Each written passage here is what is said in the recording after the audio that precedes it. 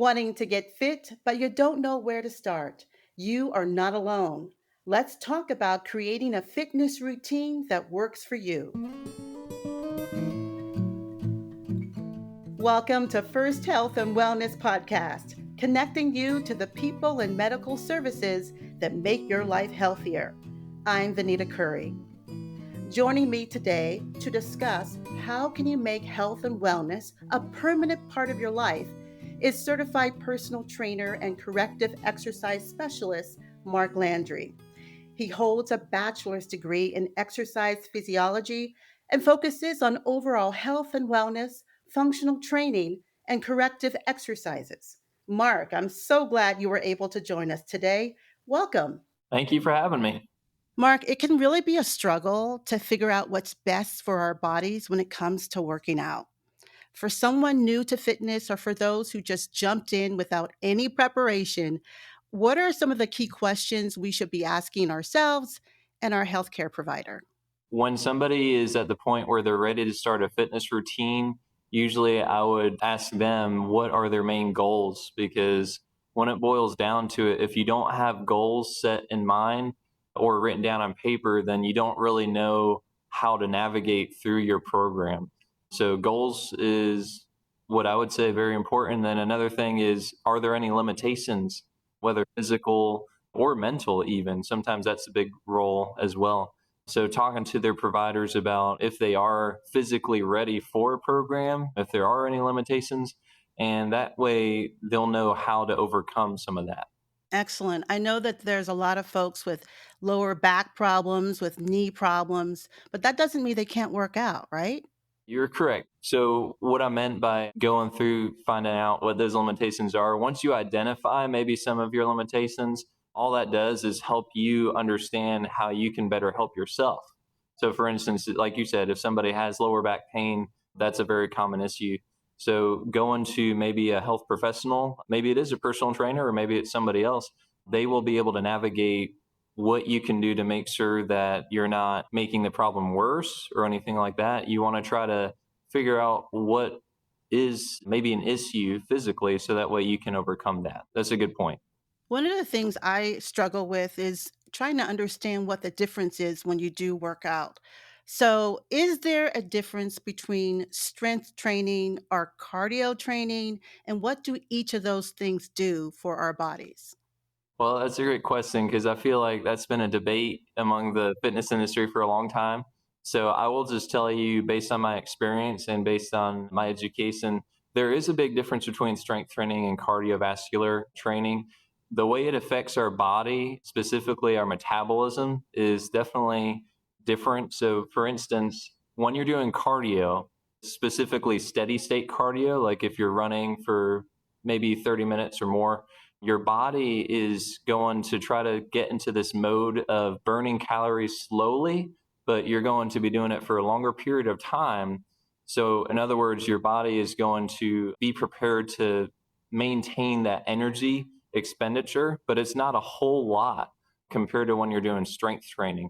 So, metabolically speaking, you're going to technically burn more calories doing strength training, which a lot of people don't understand, I guess, because it's a misconception. Usually people go straight to cardio, including my clients. I try to explain it to them this way. Think of your metabolism like an oven. When you're doing cardio, it's like you turn the oven on low, but when you do strength training, it's like you turn the oven on high because your body is now thinking, okay, we have to maintain this level of intensity for however long that is. So, does that kind of make sense between the difference?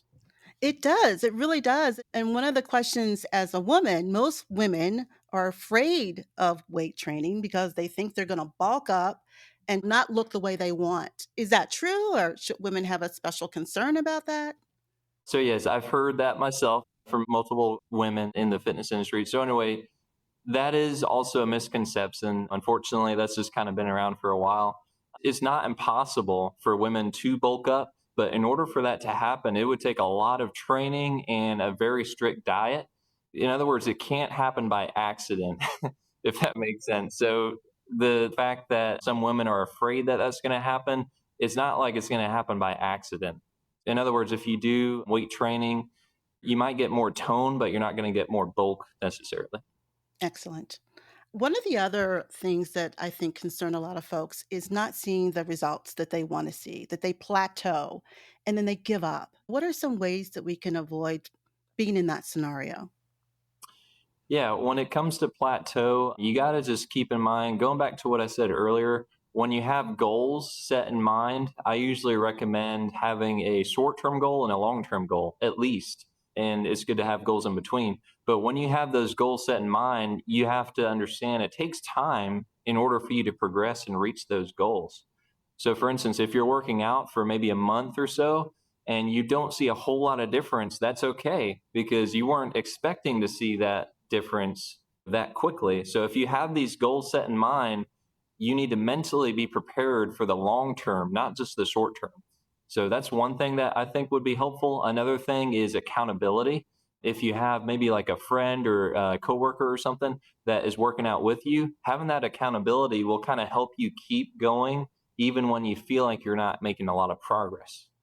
Is it true that when you are working out, that your body gets used to it if you are doing the same thing over and over again, and that that's why you should have a variety of workout programs?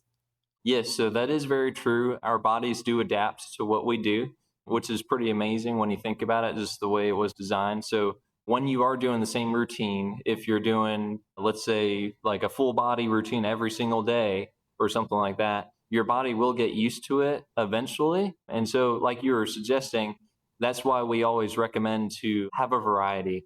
So I usually recommend doing a split routine where people do upper body one day and then lower body the next day they work out.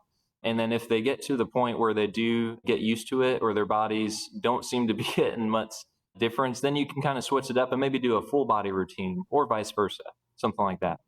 So I know a lot about working out is your mental perspective of how you're working out. Is there an approach I've heard called exercise is medicine? And what does that look like? What does that mean? How does that change how you begin your journey? So, exercise is medicine is definitely the mindset we have here at First Health. Just in case people haven't heard, we actually have a whole department dedicated to that whole program. So, exercise is medicine is the mindset, like you were saying, that we believe you can actually use exercise as a dosage as if it were prescribed by a doctor. And if you use it effectively with the right amount of dosage, then it technically acts like a medicine. Now, here's the flip side of that. The difference between medicine and poison is the dosage. So it's possible to have too much of a good thing, right? So we want to make sure that our clients or the members that we're working with have the right amount of exercise to make sure that they get the benefits that they're looking for. So go into that. What kind of services and support can First Health Fitness offer patients to help them start and to stay on a fitness routine?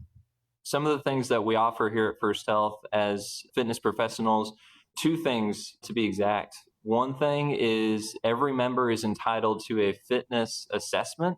And what we usually do for that is actually look at their body weight, their fat percentage, if they want to look at that. We do circumference measurements, bicep strength, and flexibility. We do all these different assessments so we get kind of a snapshot of their fitness level at the time.